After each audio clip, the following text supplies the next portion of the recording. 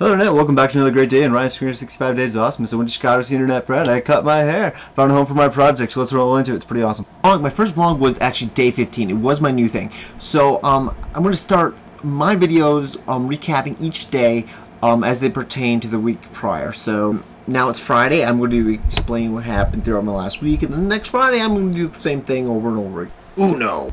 On day 16 I did cut my hair, and it went surprisingly well.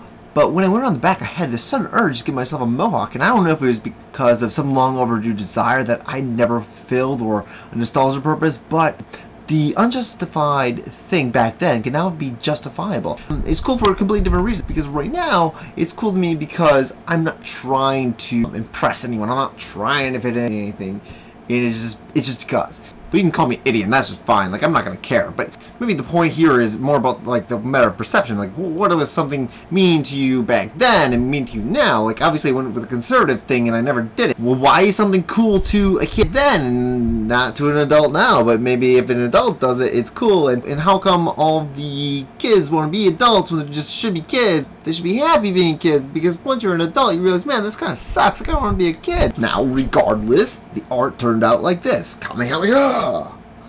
And yes, that is my real hair. Dos!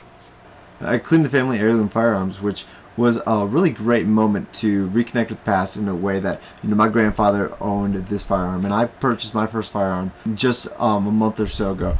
It was almost like a rite of passage where I could show respect for the things that, you know, came before and were and are and will be, and I really enjoyed that. On that same note, I actually reconnected with someone from the past that day. I didn't feel good how I left things in 8th grade. They didn't remember, but it was cool anyway. We went out for drinks. It was a wonderful time. Trace! I attended a baby shower. My brother's having twin girls, and all I can say is I wasn't missing anything. Picture!